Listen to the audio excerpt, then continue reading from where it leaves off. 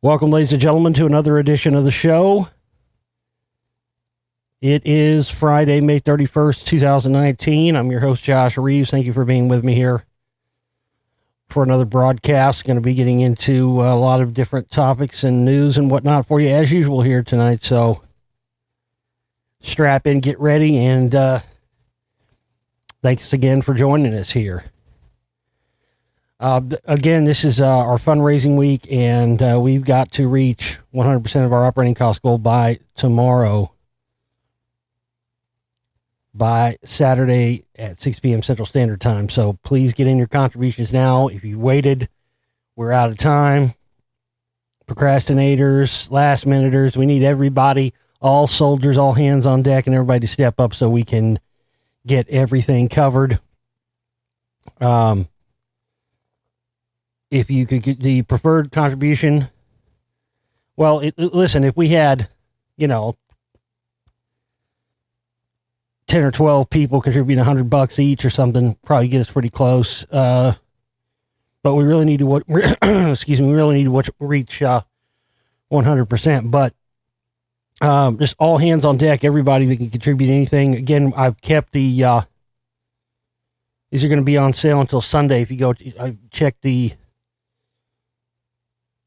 the archive memberships, because again, the shows get posted to YouTube eventually, but it takes a while. If you want to get the shows instantly and you want to make sure that, we don't have any idea what YouTube's going to continue to do and crack down on shows and everything else. So if you want to keep current with the shows and you don't want to have to wait for them to be posted to YouTube and all that, because it takes hours after the show ends, the best thing to do is get yourself a membership to the archives. You can get the recurring $10 a month thing where it comes out. It's a monthly thing. $10. You can get a 3-month plan, a 6-month plan, a 1-year plan, all that.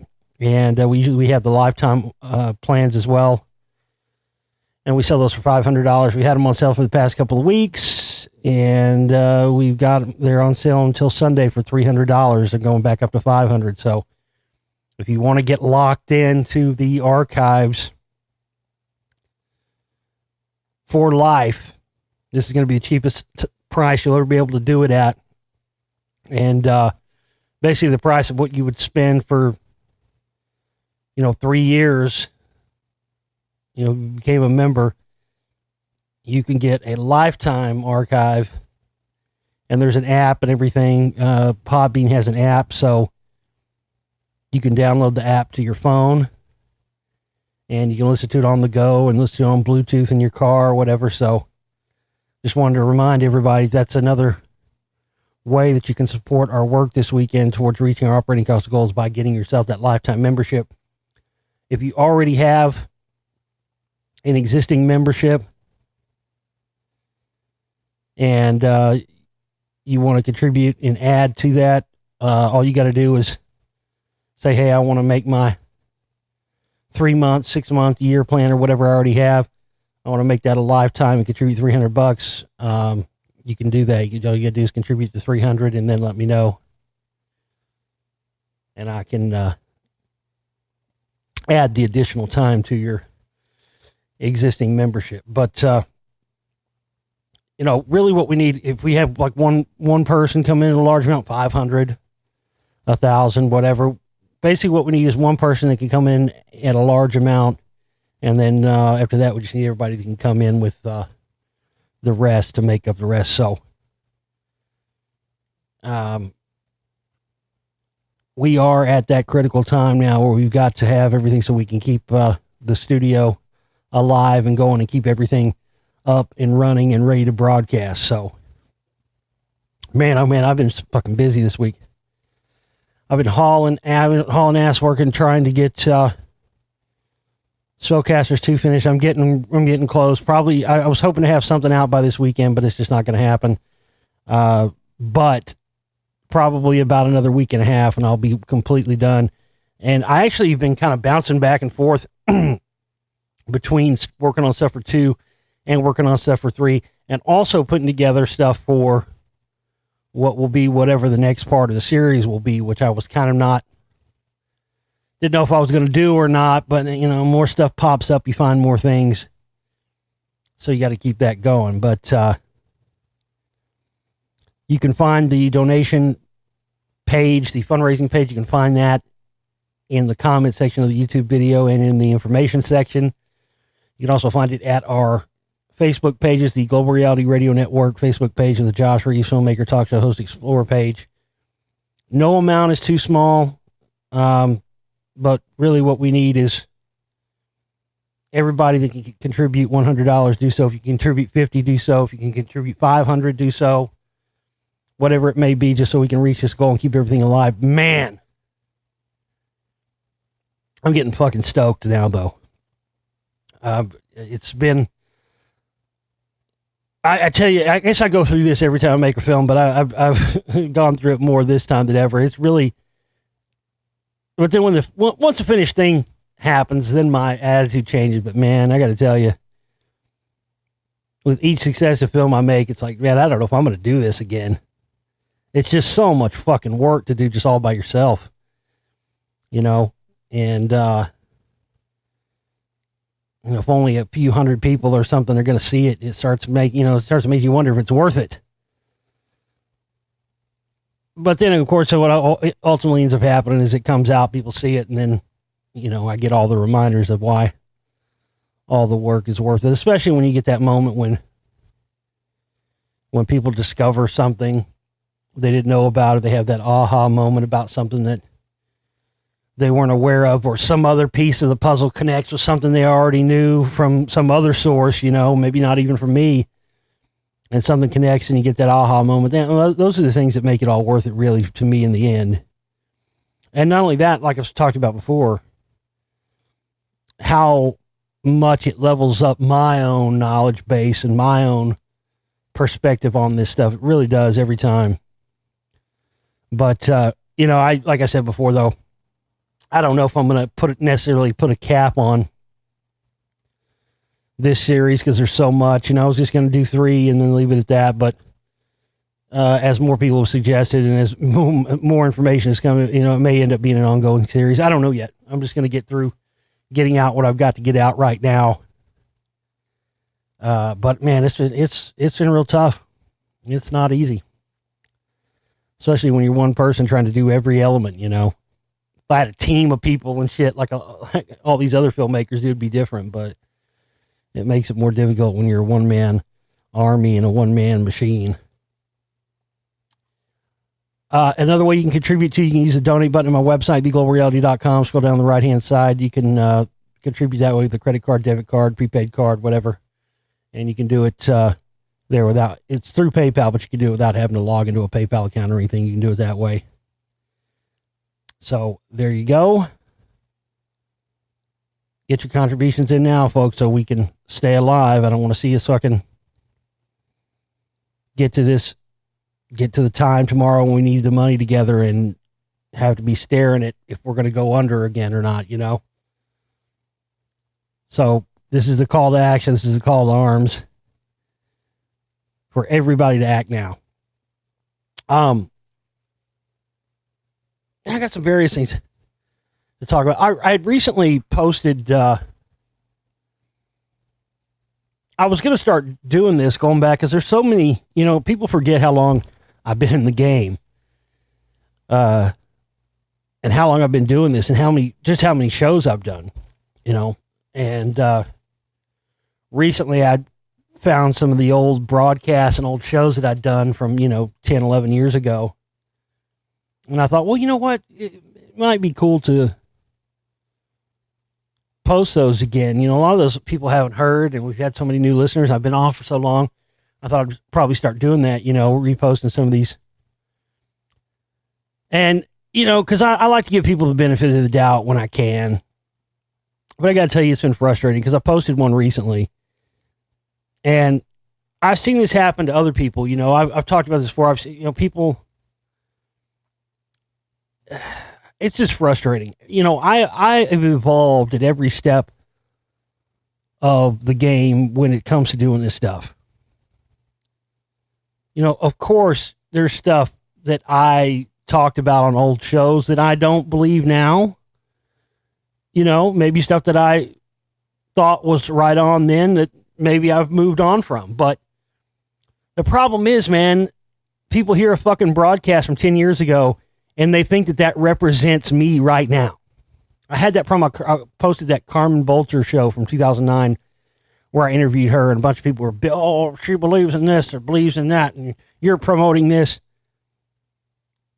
You know, just because I have a guest, I have no idea what that bitch was going to talk about before I had her on the fucking show. You know what I'm saying? I had no fucking clue. That's the whole crapshoot sometimes of having a guest. You know, of course, the people bitching have never interviewed anybody in their life and never done that. And, you know, I quit doing interviews because I like doing interviews. I think I'm pretty good at it, to be honest with you. But I quit doing interviews because once I interviewed everybody I really wanted to interview, there was nobody left. And not only that, the majority of the people that I did interview at one time, eventually it just got to the point where, you know, I didn't interview all those people. But when I got into the game, before I knew how deep, you got to remember, you got to put this stuff in perspective of the times, man. Yeah, a lot of more people now know that there are disinfo artists and shills and stuff. And a lot of people know that, back then, man, people didn't. It wasn't as widespread. There's, you know, one of the first people I interviewed, well, not one of the first, probably one of the third or fourth, but very early on, probably within, started the show in September, so this probably would have been January, February 2008, but I interviewed David Icke. Now, come on, everybody knows I'm not a David Icke fan, and I went to one of his events in 2009, and they're supposed to have a meet and greet, and when he found out I was there, he bailed on it. It was kind of like the Alex Jones thing where, you know, that encounter I had with him, and I was a fan at the time, and I was so shocked, you know, at that encounter that I had. And of course, now it's come out. I mean, I've heard stuff like Scientology paid for the reprinting of all of David Icke's books. It got Scientology funding from that. You know, I've talked about the whole reptilian shapeshifter thing, which I believe is, as I talk about in the Spellcasters, is just a you know, a disinfo thing for what's actually these thetans or demons or entities within people. But, you know, I interviewed him and I interviewed Jim Mars a couple of times because I used to be a fan of Jim Mars, and then I found out the stuff later, like I have in Spellcasters. But because it's a part of my history and because it's a part of what I've done, you know, I don't want to, what's the word I'm looking for? I don't want to dismiss those interviews or, you know, keep them hidden or anything. You know, I did it. It's what I did. It was of that time. You know, so I don't have any regrets for doing any of those interviews, even if they were interviews with people that I don't like anymore or, you know, found out stuff about later. It doesn't change the fact, because, I mean, I remember when I did that David Icke show, man, people were freaking out because nobody was getting him back then.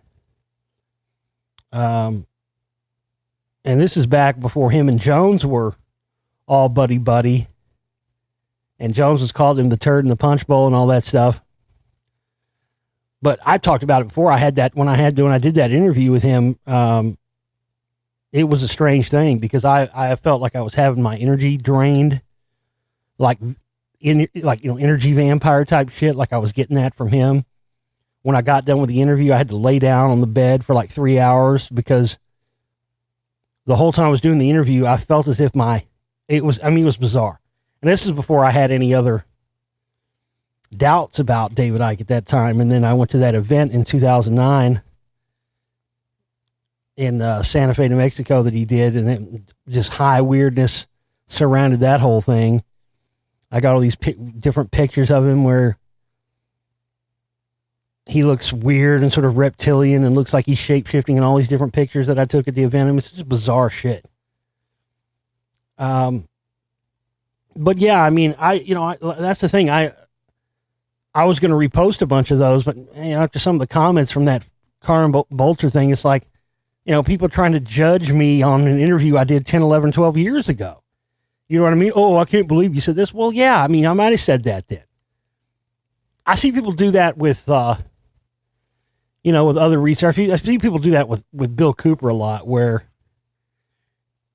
this guy's been dead for almost fucking 20 years.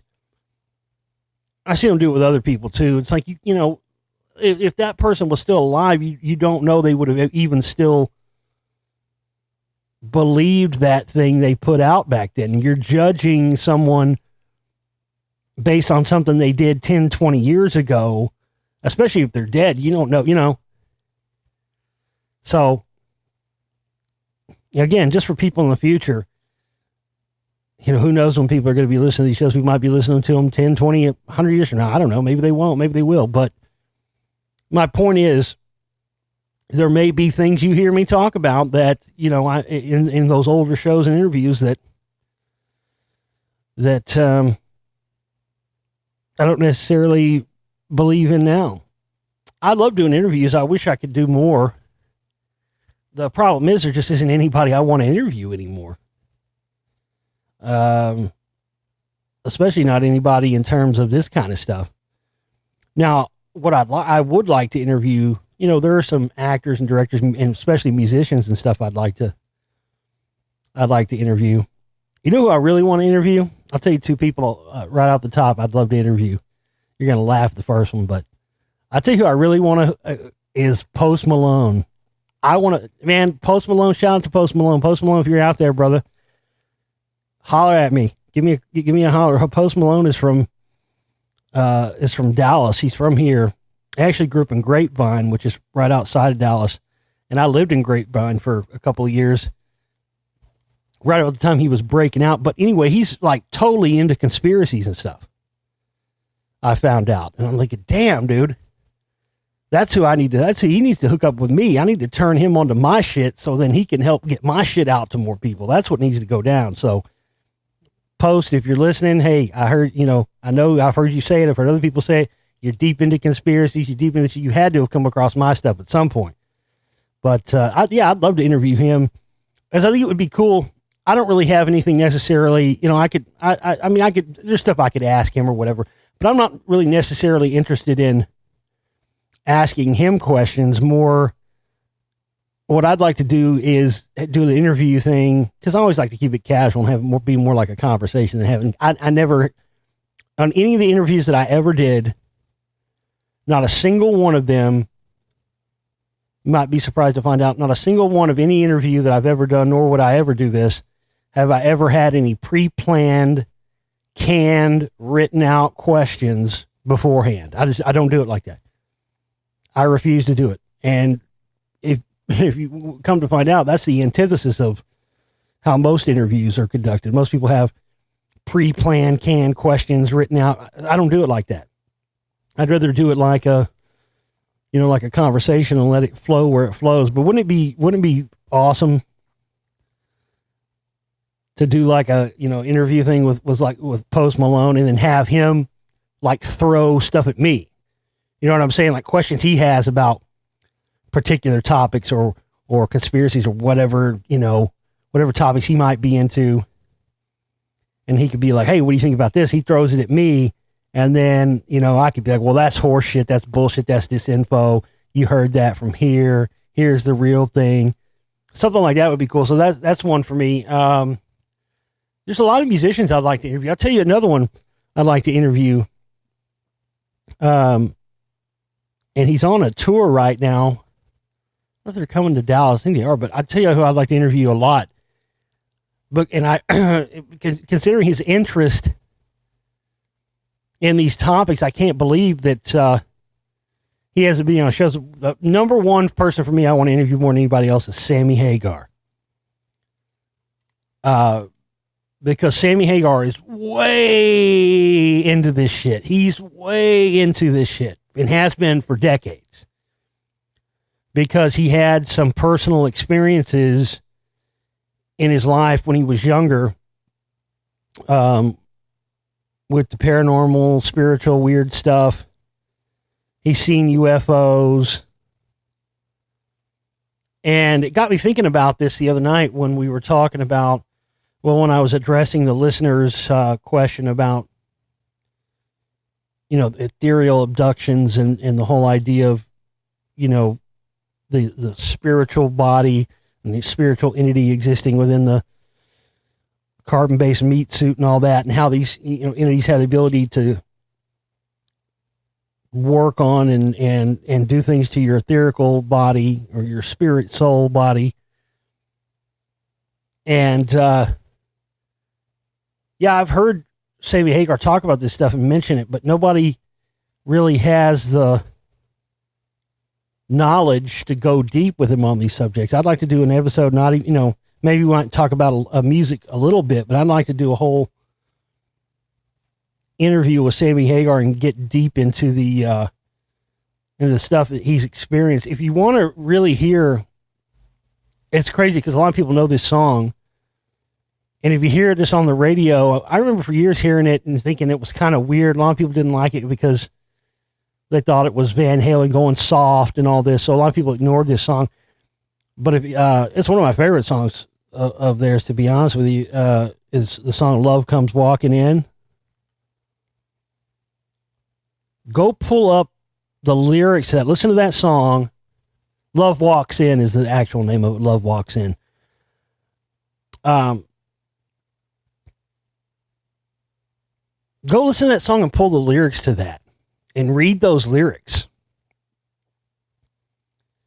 Because he's describing this thing that happened to him in this song. And I'd probably heard the song a million times, and it wasn't until I'd heard him talk about this and I went and pulled the lyrics. Because you know how it is sometimes in rock songs. It's just sort of the nature of singing. Words get jumbled together. Sometimes they lose their meaning. Sometimes you can't really understand what they're saying because it's overlapping with music. But when I went and pulled this, and it's crazy, and it got me thinking about this again the other night after that conversation we had about the, ethereal bodies and ethereal abductions and all that. I had never heard of this. Well, I'd heard of this phenomenon a little bit here and there in science, mostly in science fiction.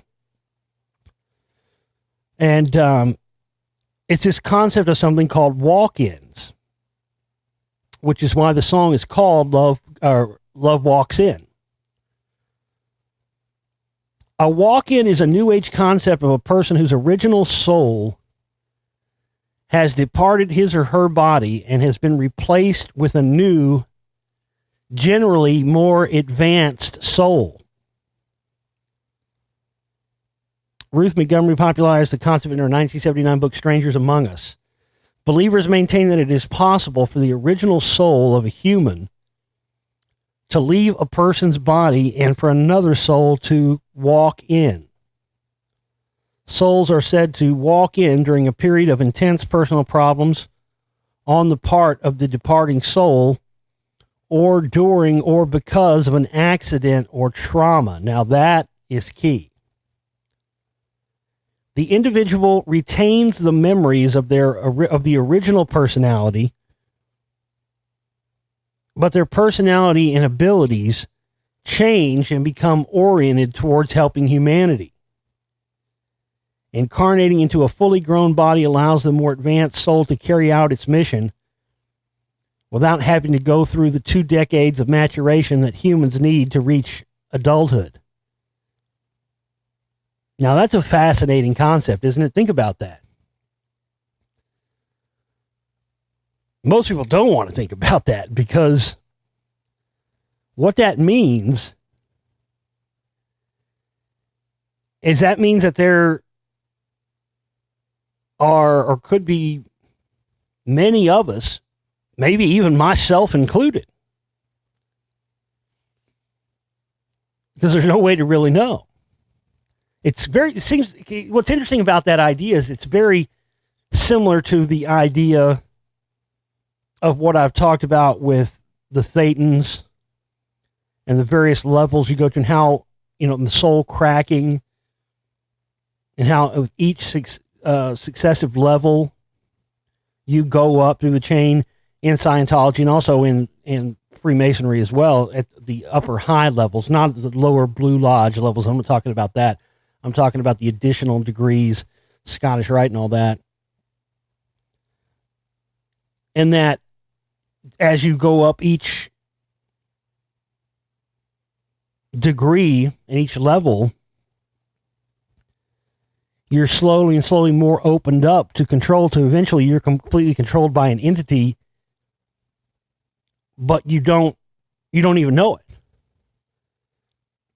And this, people have trouble wrapping their minds around this. Is the old part of the original person is retained and still there, so that to the average person, it doesn't appear to be anything different about that person. I mean, if you look at Tom Cruise in Risky Business and you look at Tom Cruise now, yeah, you see that he's gotten older and the rest of this, but that's not the same person, man. And I don't mean just not the same person, because people, I'm not the same person I was 10 years ago, 20 years ago. You're not either. But this idea that, we can have these traumatizing events. I mean, basically, it means that, any one of us, it's very strange. Because I had this thing happen to me about 20 years ago.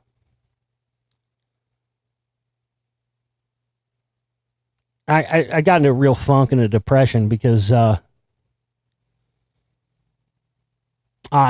musician I knew died, and it just really threw me in a funk for a long time, and I fell into a heavy depression, and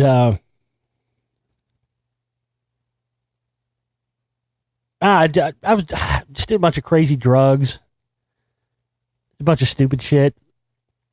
I what was it that I talked about this before about DXM and people doing Robitussin and all that, and this was 1999 when this happened. I went out to dinner with some friends. I had got this big bottle of Jägermeister or something. We went out to eat, and I drank this whole bottle of Jägermeister in 2 gulps, like a big bottle. And I was in the back of my friend. I was fucked up. My friend had this fucking. There was a bottle of Robitussin back there. I was like, oh shit! And I grabbed that motherfucker and chugged it.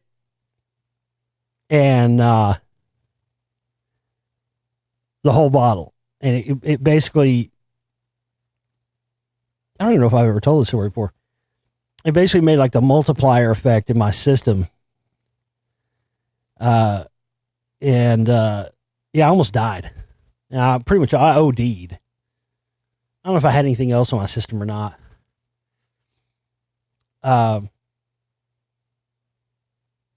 I was going in and out of consciousness. I forget what my friend had. I had a friend that had some medical training or something. He did something. I don't remember what it was.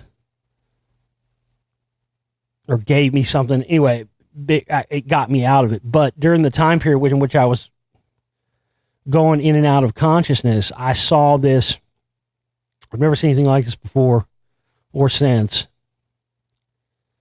But in sort of, I was unconscious, but I was sort of in this almost like a black abyss where everything was completely black. And during this time, I was just passed out unconscious in the back of a car. I didn't know where I was at or anything, but I saw this entity that appeared to me in the blackness. And it was the closest thing I can. It didn't look like what you would,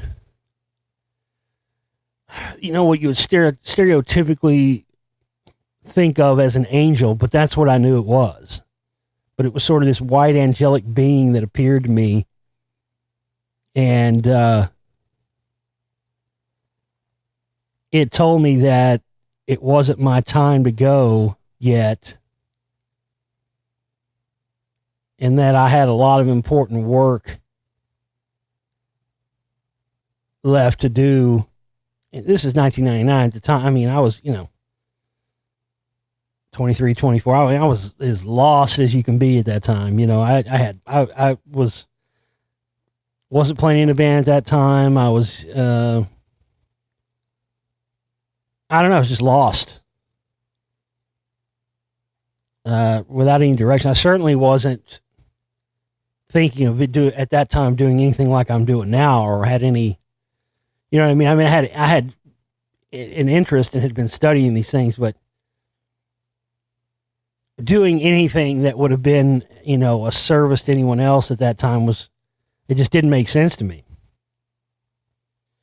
But after that happened, something changed in me. And then, like 2 years after that,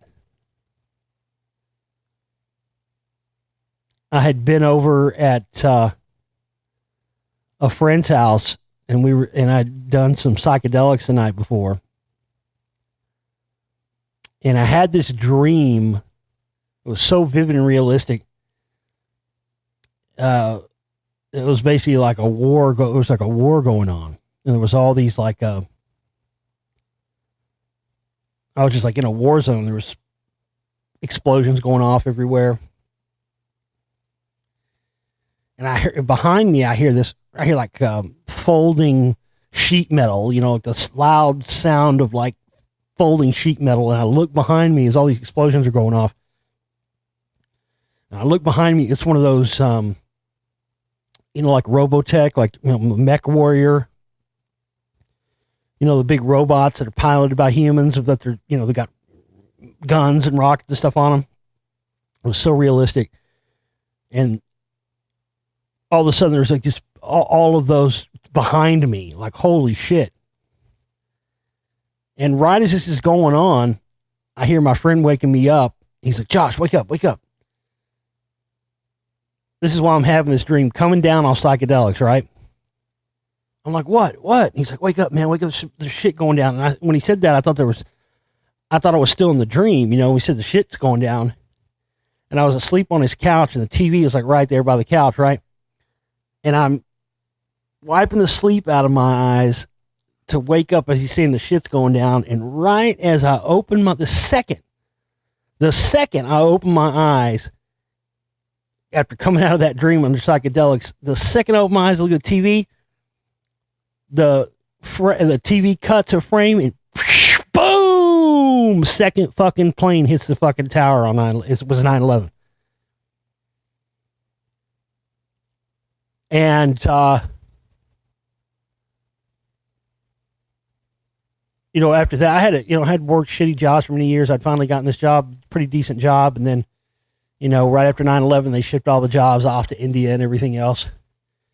And that was a moment for me when I was like, oh, this is it, man. I got to do something. You know, I knew immediately, you know, I was like, this is like Kennedy all over again, you know? Listen, you think nobody wants to hear about that shit now, or didn't want to hear about it 10 years ago or 15 years ago. You should have seen the looks on people's faces the day of 9/11 when I'm saying this is another Kennedy thing. This is all over again. Watch, they're going to have an Oswald rolled out here in 10 minutes. And sure enough, there they roll out bin Laden. Nobody wanted to hear about that, but that was the moment. It was a pivoting thing for me. That's when it all came together. But it started with that thing. And I've often wondered, man, especially after finding out these walk-ins, you know, was that some sort of other entity coming into me to make me, as it says here, the individual retains the memories of the original personality, but their personality and abilities change to become oriented towards helping humanity. Because I got to tell you, before that, I had no interest in doing any, you know, I was a 23-year-old punk, man. I didn't have fucking any interest or any know-how to do anything that could benefit anybody other than myself in terms of just survival. But it was that moment. It was after that moment when I had that sort of weird overdose blackout thing happen. And then the 2 years after that, in which I sort of had this shift, because it was really not too long after that happened that I started getting more into reading than I'd ever had. You know, I'd read tons of stuff before that, but that's when I started learning and getting into researching DMT, when very few people knew about it back then. Everybody knows about it now. 99, 2000, man, nobody really knew about DMT at all. And so that got me more researching into that. And then 9/11 happened, and then I lost my job, got shipped to India. I was like, fuck this. I got to do something. I got to dedicate myself to I got to find some way. I didn't know how to do it at that time. I wanted to get into making films and stuff, but didn't know how to do that. The technology hadn't really progressed to the point it is now yet. But now I look back and I look at all the events that led up to me becoming an activist first, and then doing 9/11 True stuff here in Dallas, and then transitioning that into being a filmmaker and a radio host.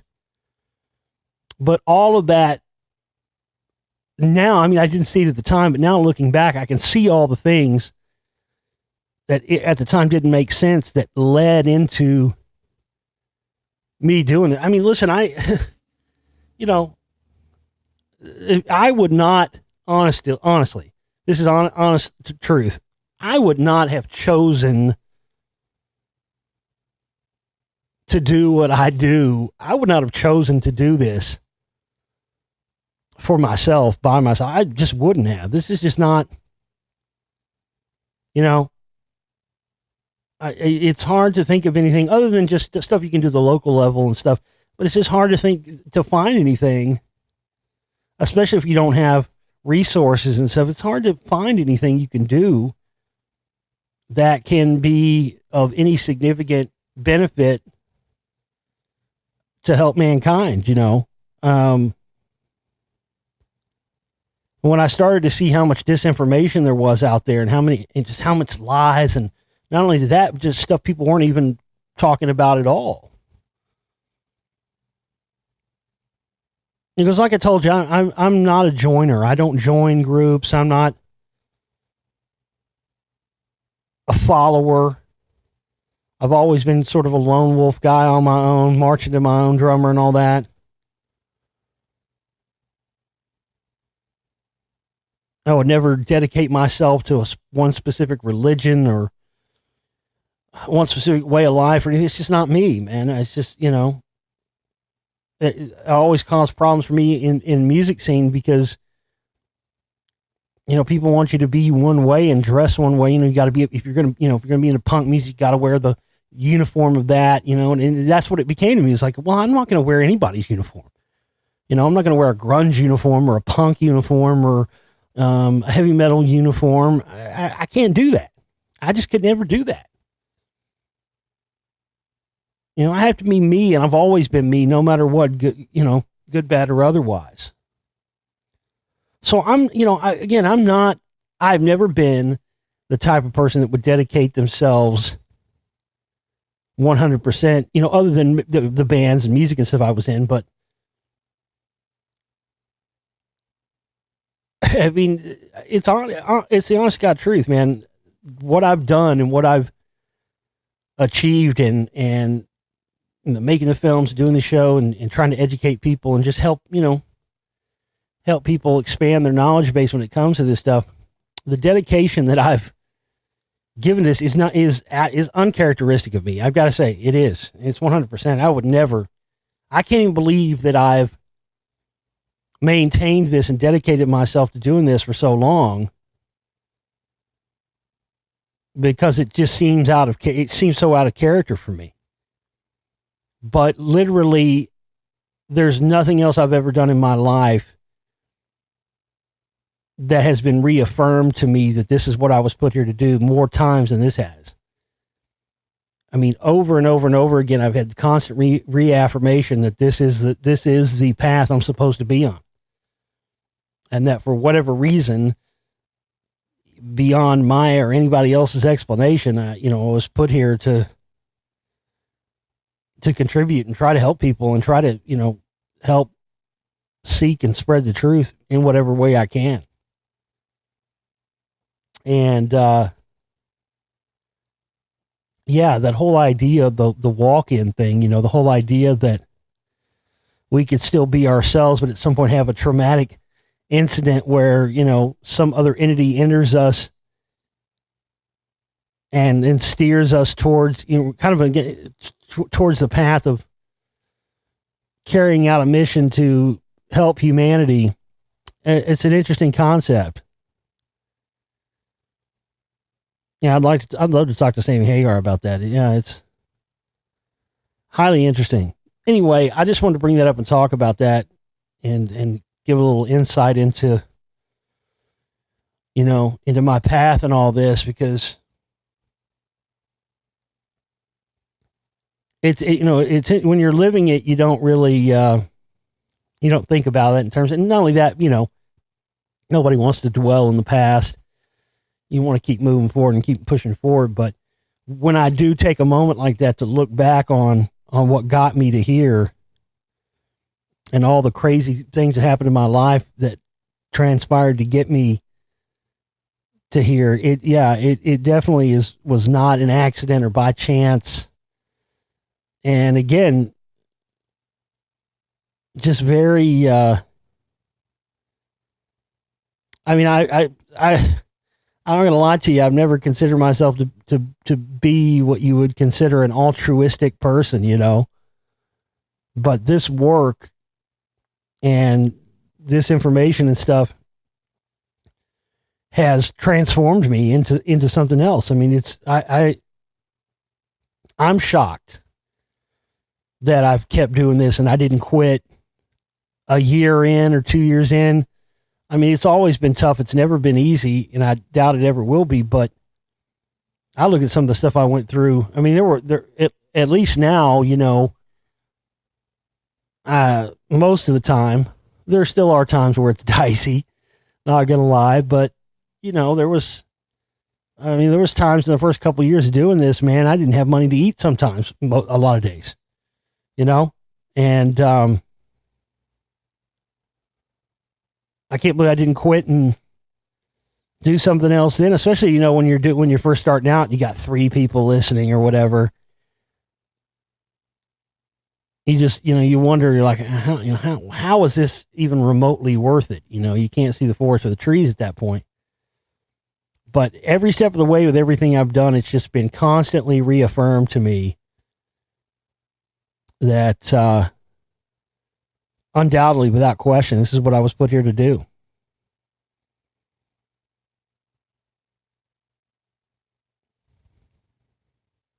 All right, let's get into some news now. Pentagon eyes expanding DARPA Future Warfare Research Office. Future Warfare, yeah, DARPA, the Defense Advanced Research Project Agency. They hit my website like 10 times in one day one time. That's some scary shit. What the fuck do them white lab dummies want to do with me? The U.S. Department of Defense is close to expanding its legendary Future Warfare and Technology Agency, DARPA, by combining it with the Pentagon office in charge of adapting existing weapons to new uses. People familiar with the plans said. I love that. I love when they use that. That's always one of my favorites. People familiar with the plans. That could be fucking it. It could be a janitor that works at DARPA. I love those shady sources that they use. Those always makes me laugh. People familiar with the plans. Well, who? What people? Oh, you're not going to tell us that. Right, because this is probably Pentagon talking points. The Defense Advanced Research Projects Agency would absorb the Strategic Capabilities Office, the SEO, and centralize more research units under the Pentagon's Chief Technology Officer, Michael Griffin. The combination would end an experiment with SEO that began as an attempt to adapt to future threats quickly with less bureaucracy.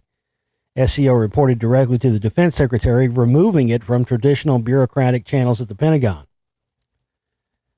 If all of SEO's $1.3 billion 2020 budget requests were transferred to DARPA, DARPA would gain control over 37% more funding on top of its 2020 request of $3.5 billion. The SEO is charged with developing unexpected and game-changing capabilities to counter emerging threats. The SEO has looked into projects like swarming small drones and transforming the Raytheon company-made Standard Missile 6, a defensive weapon, into an offensive weapon. Griffin, the Undersecretary of Defense and Research and Engineering initiatives, including hypersonic weapons, lasers, and space-based projects. Yeah, exactly. This is why it's important to familiarize yourself, if you're not already. Most of you probably already are, with DARPA and what they do. But that's why I always keep a close watch. That's where the real stuff is. I heard that fucking shill Joe Rogan. God, what a fucking, what a shill. I heard him on another recent broadcast. It was one, I guess it was Wiz Khalifa or whatever, and he was saying, all the technology that we have is what's out there. And that's it. And he said this multiple times. And even Wiz Khalifa, who was right on what he was saying, was getting shot down by Rogan. Oh, no. He said multiple times that they don't keep any technology hidden from us. And all the technology that listen, you either got to be a complete moron, which I know he is not a complete moron. You either got to be a complete moron or you're an absolute shill. It's not a two-way street. I mean, they've even admitted that military technology is 10 years.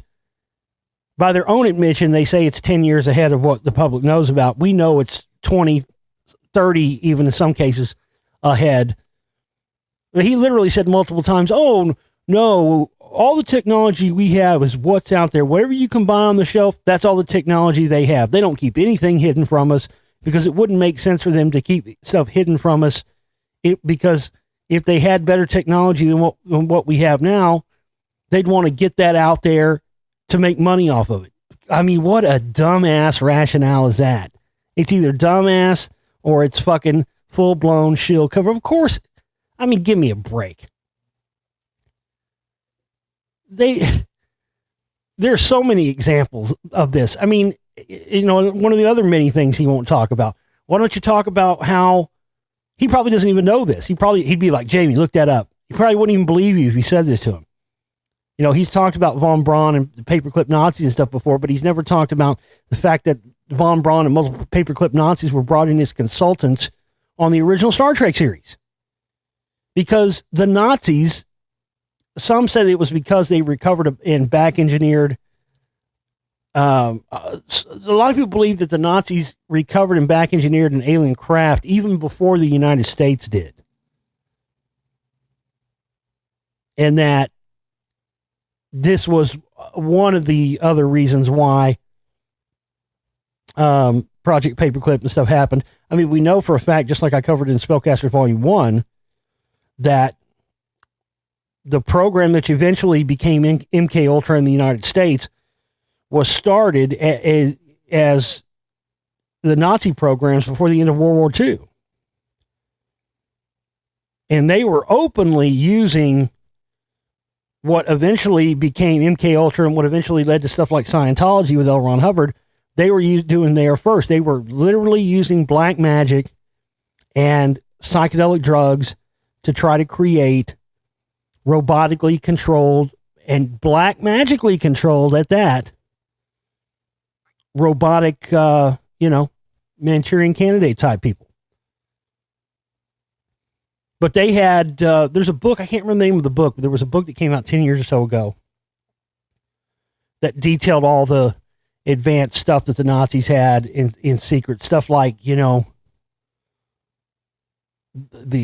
phaser guns and warp drives and crazy shit like that. But yeah, the idea that, I just was laughing my ass off, like, shilly, shill, Rogan, goddamn. There's so many people out there that don't even know very much about anything, that know that they don't. Give me a break. Listen, it's one thing for somebody to say, no, I don't think they hide anything from us. Okay, that's one statement, right? And, you'd be willing to give somebody a pass on a statement like that, because it just comes from a place of ignorance and not being informed, right? And that's forgivable. But when he takes it that next step level further and says, oh no, if they had any better technology than they have now, they'd want to have it out there on the shelves for people to buy. Derp, derp, derp. Give me a fucking break. No, they don't hide anything from us. No. The main reason that most of this technology is hidden and stays hidden is not it's less to do with why they keep, or some of the same reasons why they keep certain topics and certain knowledge, certain information from us. But really, it's about keeping that stuff from falling into the hands of, or letting anybody, other countries find out about it. That's the main thing. Because it's just like anything else. As soon as any technology gets put out there, China's going to get their hands on it and start trying to create their own versions of it. But yeah, this idea that there's absolutely, I mean, just the idea, he even said just the idea that any technology in any period would ever be held back from us is ridiculous. Man, shill. U.S. military to trawl through 350 billion social media messages. Man, I can remember 2009. I can remember when Facebook started becoming a thing and me and my audience started calling it Fedbook. And I can remember even then, even before any of the stuff that we know now to be true, talking about, Facebook being used to data mine. I mean, it was literally, some of you, there's a few of you out there that were listening to my show back then and you remember this. But for some of you, it's hard to wrap your minds around. You can't understand that, yes, there was a time when the idea that Facebook would be data mining your info and holding that information and stuff. I mean, it was a whack nut tinfoil hat conspiracy theory 10 years ago. And now it's so known and accepted that people don't even bat an eye when they hear about it.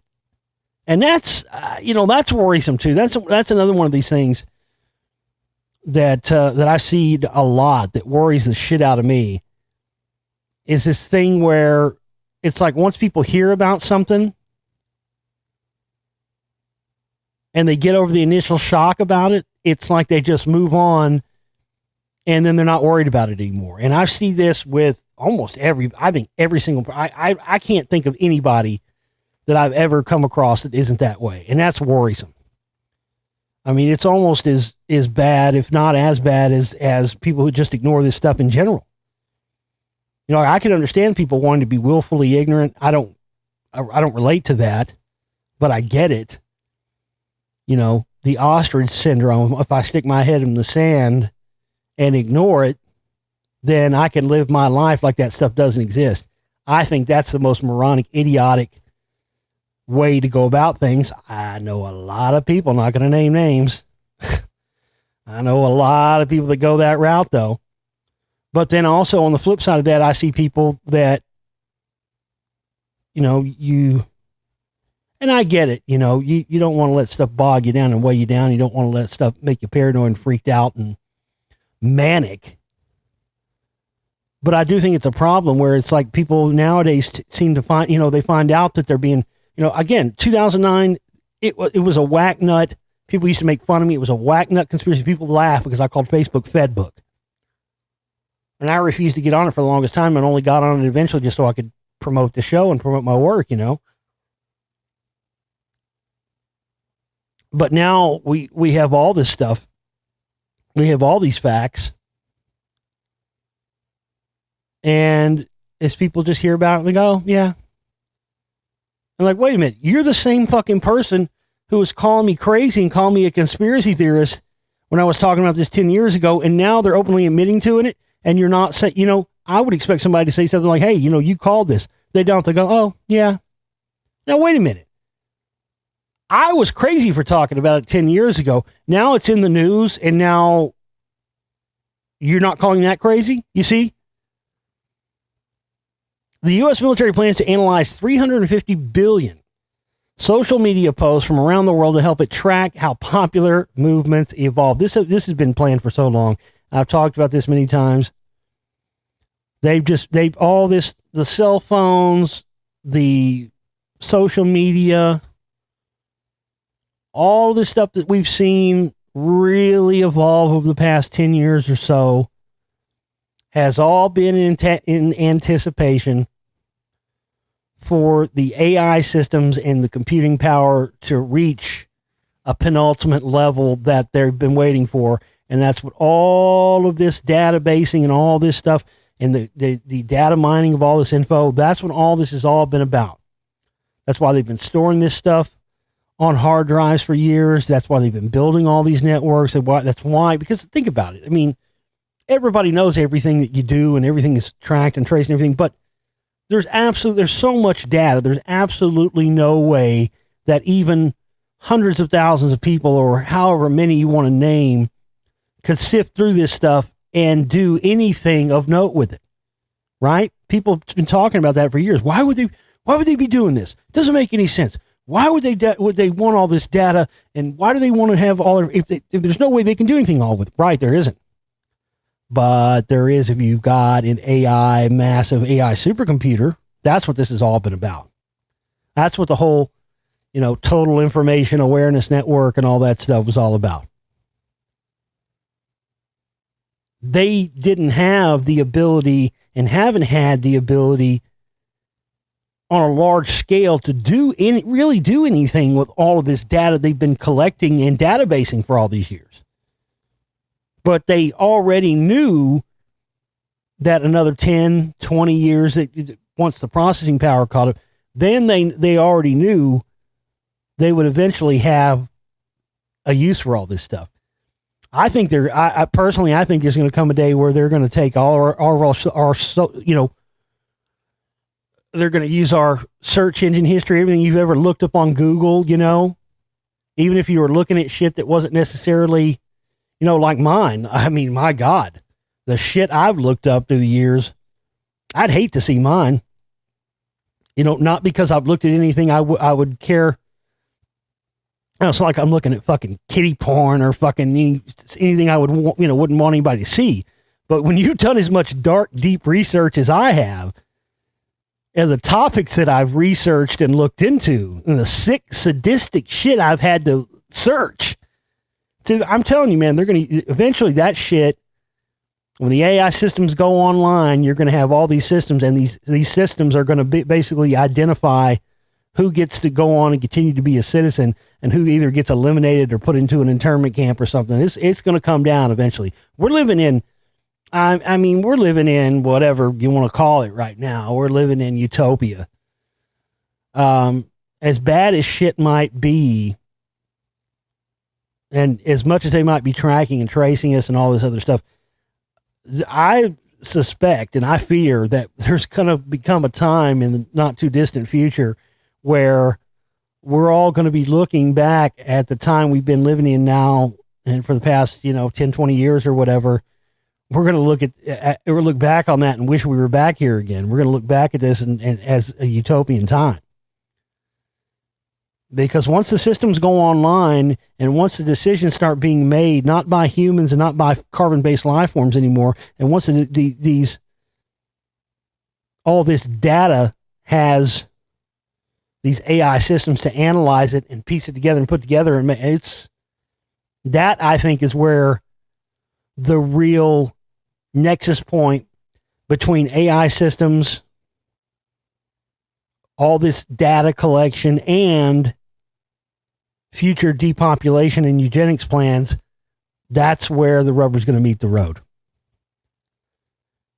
Because that's always, everybody knows about depopulation, everybody knows about overpopulation, this, that, and the other. Nobody's comfortable talking about it because nobody's comfortable with any of what the proposed solutions might be to curb it. Even the powers that be, even some of the sick, sadistic bastards, if they wanted to depopulate us in a large scale way, they would have already done it. I've talked about this for years. Yes, eugenics and depopulation, all that stuff is real, but a lot of the stuff, especially what Alex Jones and others have talked about it, a lot of it's been disinformation. A lot of it's been fear-mongering and scaremongering tactics. Yes, eugenics and all that stuff is real. In fact,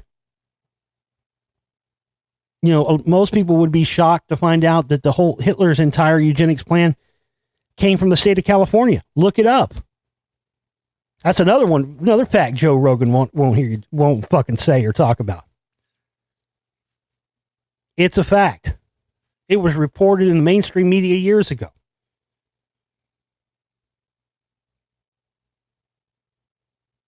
Hitler modeled his eugenics plan after an already pre-existing eugenics plan that was already in operation in the state of California before Hitler enacted his stuff. That is a fact.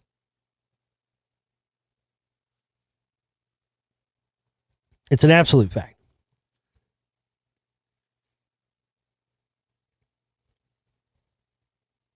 But if they wanted to depopulate and wipe out many of us, they would have already done this. In fact, I think that's what I've talked about this many years ago on the show. I haven't talked about it in a long time, but I haven't wavered from this. I think beyond any shadow of doubt that, are we recording here? Are we back? What's going on here? Okay. Something weird happened. I hope it didn't cut. It looks like we're back. All right. No, I think what I was going to say is I think that beyond any shadow of a doubt, I think a lot of the mass population stuff, the baby boom and all that, I think a lot of that stuff was allowed to happen naturally so they can, to prepare for, this is how sick and sadistic these motherfuckers are, their blood sacrifice, you know. I think that they would allow, they could have, you know, steps could have been taken 40, 50 years ago to moderate the population explosion. And I think that it's been allowed to happen so they can have a much larger depopulation plan happen later. Because, I mean, again, nobody wants to talk about those solutions, you know, because no matter how you slice it, the solutions to overpopulation are not, they're not pretty. They're not, they're not comfortable.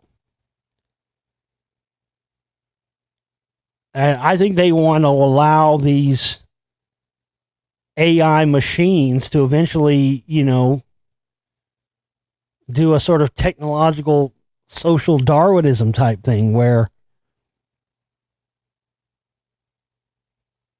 you know, you have, think about this. I mean, we have been in this technological age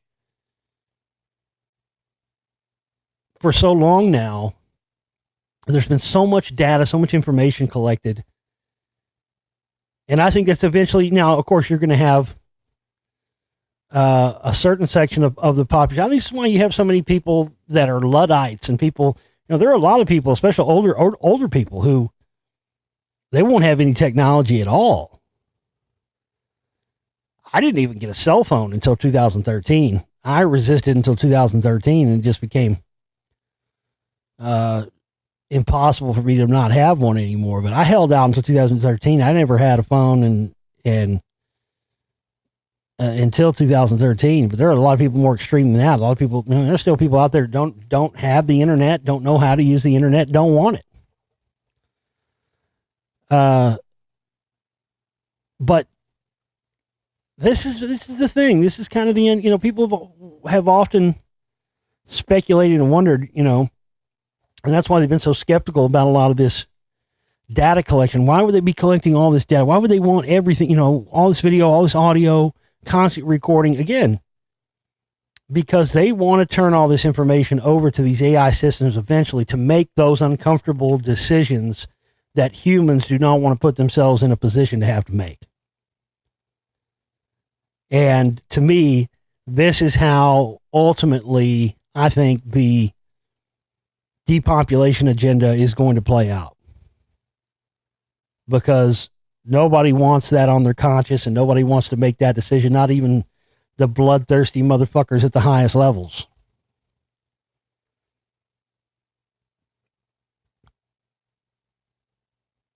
Let's see what else we got here.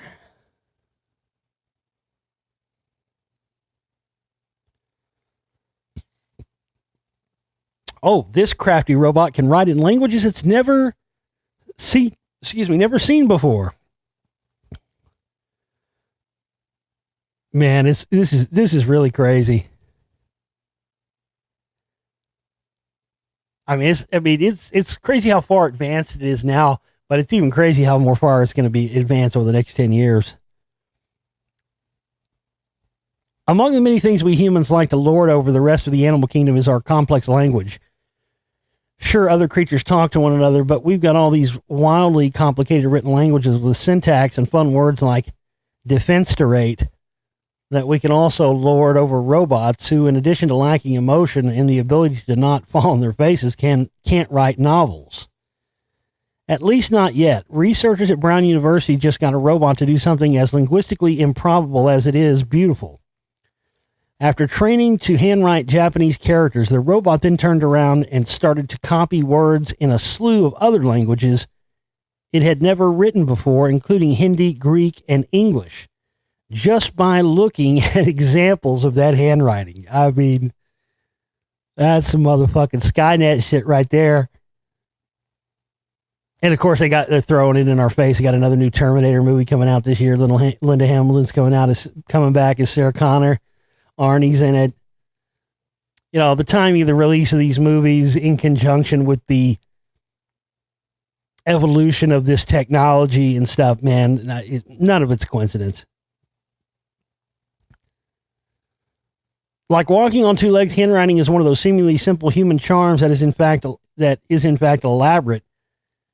When you write a word, you have to know where to put down your pen, how long to draw a line and in which direction, then pick up your pen, sometimes mid-letter, like with a capital A, and know where to put it down again. So to get a kid to write, you can't just show them a sample and set them loose. You have to give them instructions on how to form each letter.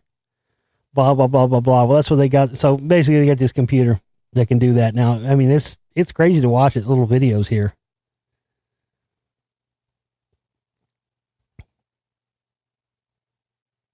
And I think that, that this is yet another job that's going to replace. There's so many jobs, man. There's so many jobs out there that are going to be non-existent. And I think school teacher is one of the top ones on the chopping block.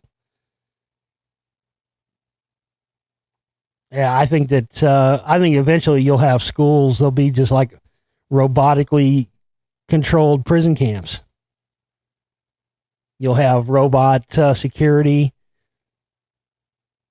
They'll scan people, this is how they're going to, try and curb school shootings and all that, and how they're going to curb. Because teachers are quitting left and right across the country right now.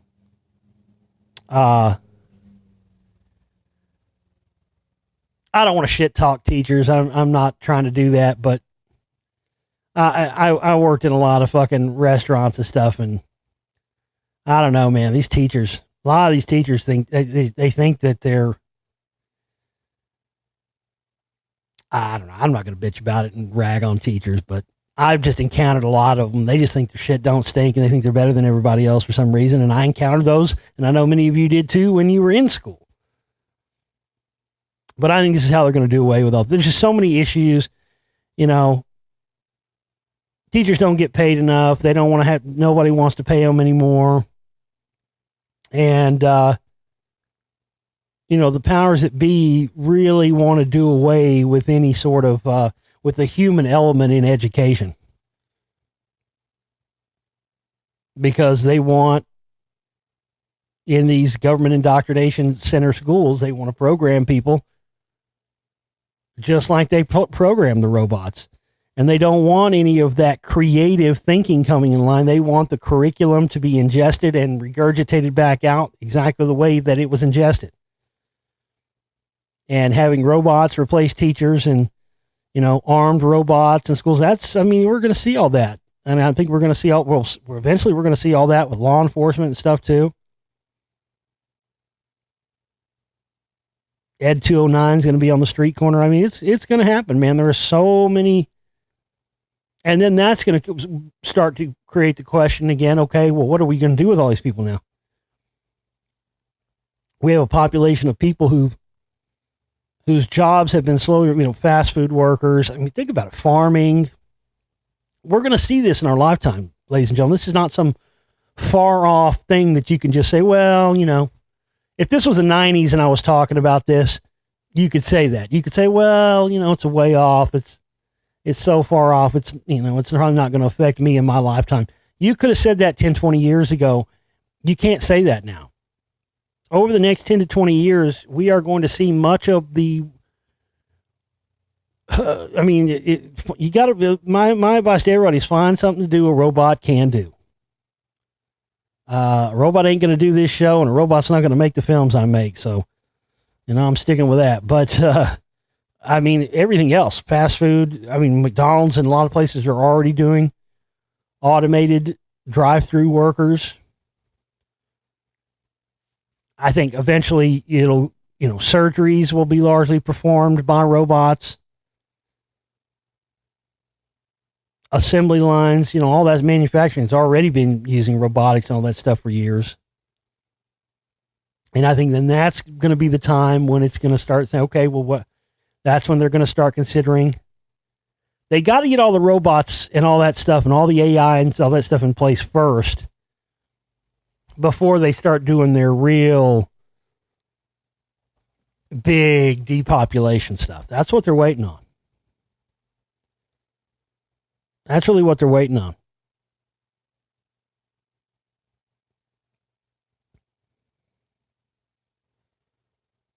Let's see what else I got here.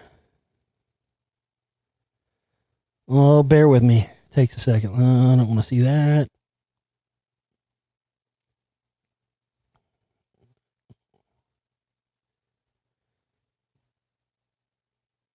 Oh, why is there so much crap? Oh, I meant to talk about this earlier in the week. Yeah, there's more stuff coming out about this cocksucker Sam Lufty, man. I tell you, I've told you guys about him. I don't know what else to say. There's just been more stuff that's come out this week. Britney Spears' former manager claims restraining order is unconstitutional. How in the world can you imagine? Can you imagine if you were stalking an ex-girlfriend or something and she put a restraining order out on you? Can you imagine going in front of a court and saying that a restraining order against you is unconstitutional? How can a restraining order, don't you think that if a restraining order against somebody was unconstitutional, everybody who's ever had a restraining order against them would have said it was unconstitutional? His former manager is fighting back against her attempt to get a permanent restraining order against him, claiming it violates his First Amendment rights. According to court documents explained by the blast, Lutfi, I guess, is actually, we determined is actually how you say that. Lutfi claims that trying to prevent him from making any disparaging public statements against Spears and her family is an unconstitutional prior restraint on speech that has not been adjudicated as defamatory. Yeah, I don't think this is some serious CIA. This whole thing boils down to her father and this Sam Lutfi guy have been collaborating for years. That's why the whole thing happened with her shaving her head and all that. That all happened on this Sam Lutfi guy. They have been for years trying to, well, they have successfully. They've tried to make her out to be crazy so they can control her money, control her fortune, and then once they get control of it, they're going to wipe her out. I feel for you, Brittany. I really do. I feel bad for her. You know, she's been, she came out of that MK Ultra Disney shit too. And, regardless of what you think about her music and all that stuff, they have been constantly and repeatedly trying to make her out to be mentally, unsound. And really all it's been is an attempt to take over her fortune. It's sad, man. Listen to this. I was lied to and set up. Britney Spears writes in never-before-seen letter how she was silenced and threatened by her team at the height of her troubles, which saw her put on psychiatric hold and her sons taken away. Britney Spears accuses her team of controlling her and constantly threatening her in never-before-seen letter obtained exclusively by the Daily Mail. The note, written in the third person and given to an insider between 2009 and 2010, details her troubles with ex Kevin Federline and the pain of losing her sons. Spears claims she was set up when she was placed on a psychiatric hold after refusing to hand over one of her two sons to Federline in January 2008. She writes, her behavior is understandable considering her friend at the door kept telling her the cops are leaving. Don't worry, stay in the bathroom. She was lied to and set up. Her children were taken away and she didn't spin out of control, which any mother would have done in those circumstances. Wow, they have fucked her up. Poor Britney, man. God damn. You see that shit? That's disassociative stuff. You see that? That's her. She's writing that shit in the third person talking about herself. Man, they have. Goddamn. And see, this is the stuff. Why this is important is because once she dies, then it's because this is going to become a huge topic.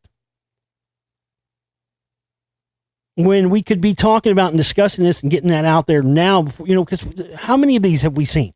How many? I mean, this is one of many cases of famous musicians and famous people who have been controlled and who have been under the mind control MK Ultra program.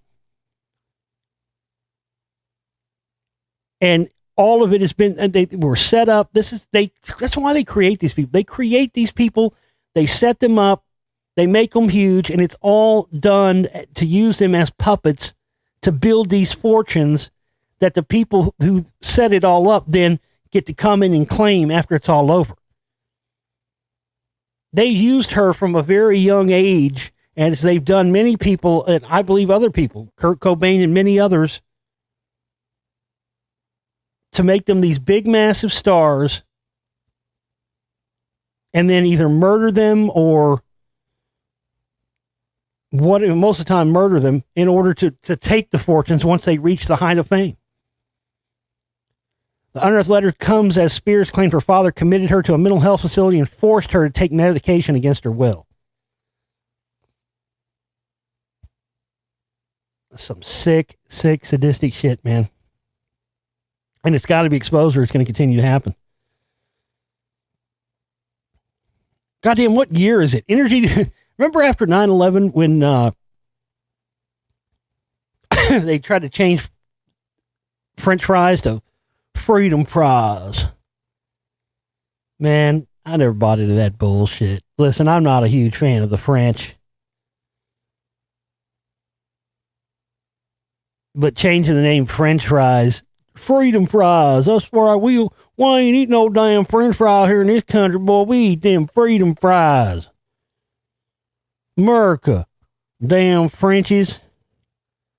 Ain't nothing but a bunch of homos over there anyway. They don't wash. Eat them snails. I don't fuck with them French. Fuck them French. Energy Department. Listen to this. This is real.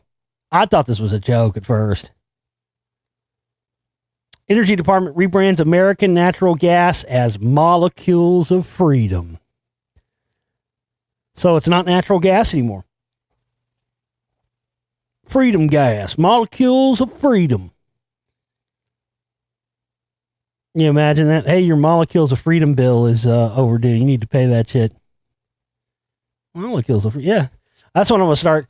If this is the way we're going with this, and we're just going to start calling gas and natural gas Molecules of Freedom, then that's what I'll start calling my farts too. Hell yeah. And next time I'm out in public and I got to fucking crank a fucking grumper ass gas, man, I'm just fucking. And somebody gives me a dirty look, I'm going to go, what? You hate America?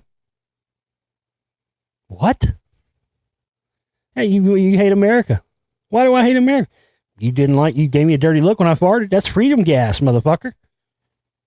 You don't like what comes out of my ass. You don't like America. That's freedom gas.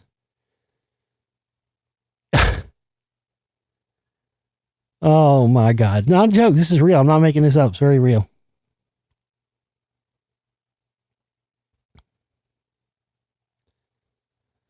Most atheists believe in the supernatural despite trusting science. Belief in the supernatural is still alive and kicking even among people who don't believe in God. Research on atheists and agnostics around the world has revealed that almost nobody can claim to completely reject irrational beliefs such as life after death, astrology, and the existence of a universal life force. The UK-based Understanding Unbelief Project interviewed thousands of self-identified atheists and agnostics from 6 countries. Well, you know what, a lot of, and I get that, but a lot of that is not anything. I'm not an adherent or a follower of any religion. I never will be. I've studied religions for many years, and you know, I know what religions are. I know what they. I mean, these were.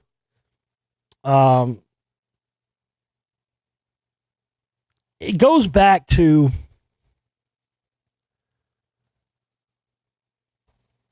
a lot of the stuff like the Anunnaki and stuff. You know, you remember the Agigi? Remember what the Agigi were? Because the original plan was not to, you know, create a hybrid species. If you actually read the stories, it says that they brought with them. See, the Agigi were separate from the Anunnaki. They were basically a slave race, worker race that were brought with them to do all the mining and stuff on Earth. But when the work was, you know, too overwhelming and too hard, they had a revolt.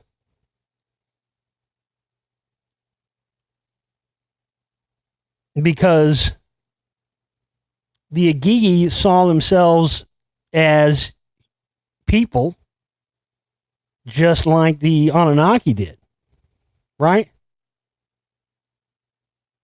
That was a problem.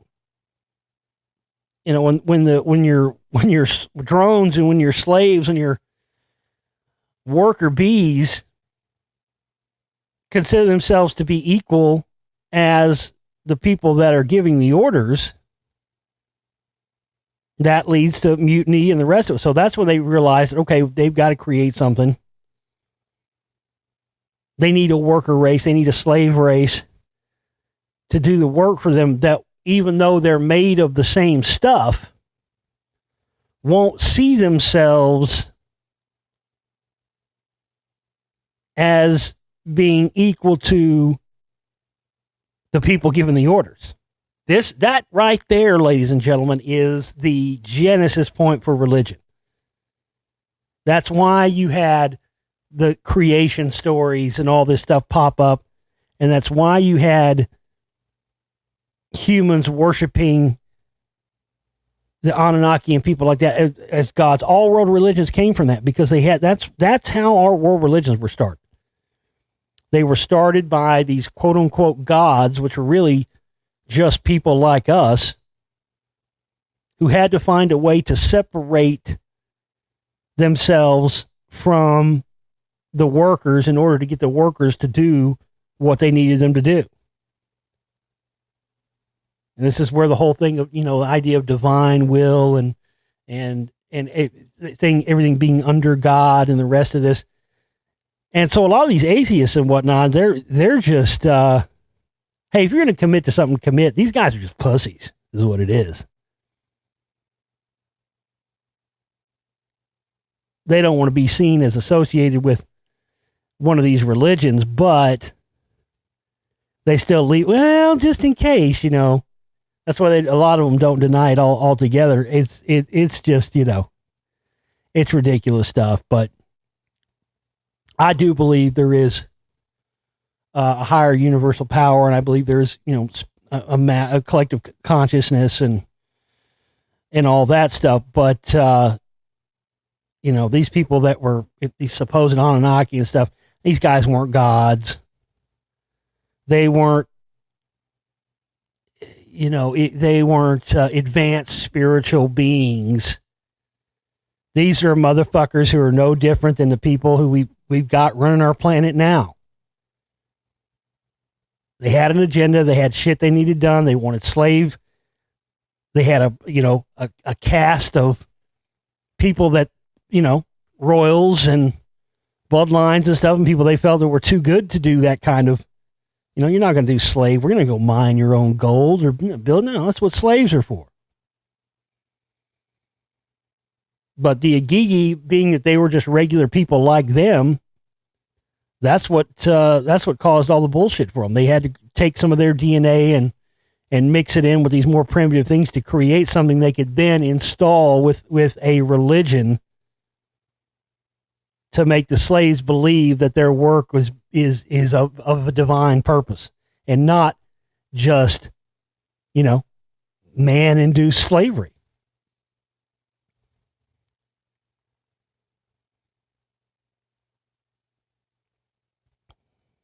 Oh, this is hilarious. F-35 dogfight accidentally resulted in a sky penis. Six F-35 Joint Strike Fighters from the 56 Fighter Wing at Luke Air Force Base, Arizona, simulating aggressor air training, accidentally created contrails that resemble a penis. There it is, too. Bill cock in the sky. Yeah, accidentally. And just like they accidentally spray stuff in the upper atmosphere, right? Geoengineering and all that. Yeah, those guys knew what they were doing. Oh, look at that, Bob. You accidentally drew a big dick in the sky. Oh, well, fuck. Oh, this is fucking rad right here. Man, I tell you what, I'm all for this. Kim Jong-un executes his man in America. Special envoy to U.S. is killed by firing squad for betraying the supreme leader over failed Trump summit, along with four other officers, or four other officials, rather, and the interpreter is sent to a labor camp. God damn, son. Boy, say what you will about North Korea. You know what I'm saying? Say what you will about them, but man, I don't know. I kind of applaud that, actually. I think maybe we should institute that kind of thing here in the United States and other countries. I mean, think about it.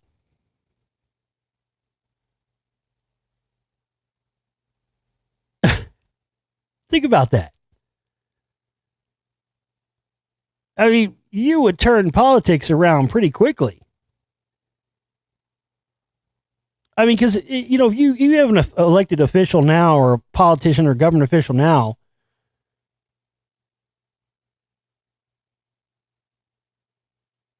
and they don't do what they're charged to do, what happens? What's the worst thing? People shit talk them. They get voted out. There's really no consequences, though.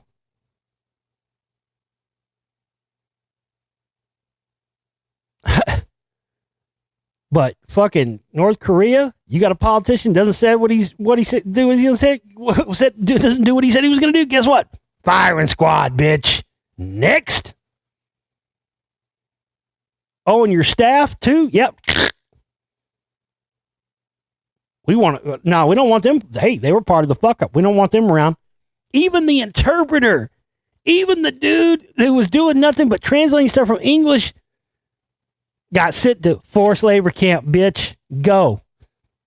I mean, how fast would these fucking crooks in Washington, D.C. turn their act around if the consequences of not serving the American people meant death? Death. I like it. I fucking like it.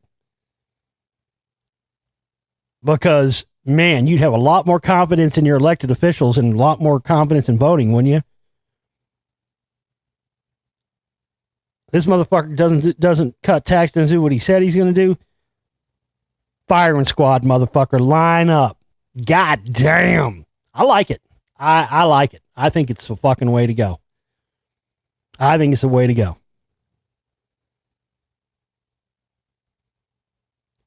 I think you should fucking broadcast it live on TV, though. It's the only place I'd take it farther than that. I think it's a plan. There should be consequences. That's the problem, man. There's no consequences.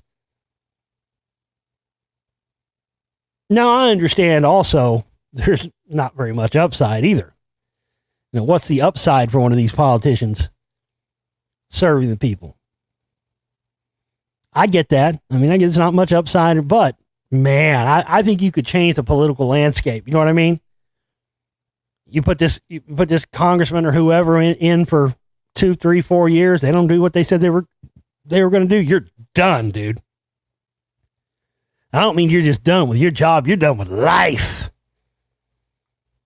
I know a lot of people going, oh, it's terrible. It's terrible. Well, I think let me ask you this.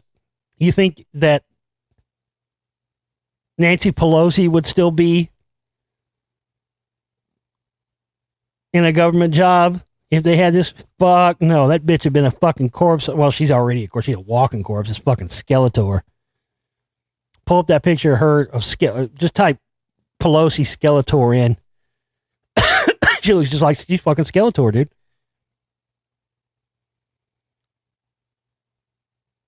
These fucking sit in Congress when these people sit in, lifelong politicians and collect government checks 20, 30 years, and yet they never, ever in their 20, 30 years done anything to benefit the people. Just get rich off your taxes. Nah, fuck that. Firing squad, bitch. Who's next? Bring another one in. That one doesn't do its job. Boom. No, I agree with that. I probably wouldn't agree with much else about that Kim Jong-un might be about, but I am about that. I think that's a more effective way. They don't do the job? Fucking glue factory, bitch. Rest in peace to Rocky Erickson. I first got into Rocky Erickson in the 13th floor elevators back in 1995 when I was about 19 years old. My friend who was a bass player in my band at the time, his mother was right there in Austin with Rocky Erickson with the 13th floor elevators as they were forming. Nobody knew who they were back then. A lot of people got turned on to them when that John Cusack movie came out, High Fidelity, and I think the song is the beginning of the movie. A lot of hipsters, and a lot of people found out about them after that. But I got to tell you, back in 1995, nobody really knew, unless you were from back then. But they were a hugely influential band, and they were the band that pretty much launched the whole, everybody associates the psychedelic music movement and stuff with San Francisco and Haight-Ashbury, but in reality, if you do the research and you watch the interviews and you look at that, it happened. It came from Texas to there first, and it happened through 13th floor elevators and Rocky Erickson. I got to see him one year, I think, at Austin City Limits. So, rest in peace to Rocky Erickson. They're probably the only band in history that ever had an electric jug in the band. They actually had a guy that played an electric jug. It was like a fucking moonshine jug with a pickup in it. They actually played. It's fucking nuts. But, yeah, rest in peace. R.I.P. to that. That's going to do it for me tonight, folks. Again, we got 24 hours left to raise our 100% of our operating cost goal. We need everybody in there. Red alert, all hands on deck. We need everybody to act now so we can reach that goal by tomorrow and keep everything alive. None of this is possible without you, ladies and gentlemen. That's the truth. I love you guys. We'll see you next time. Take care.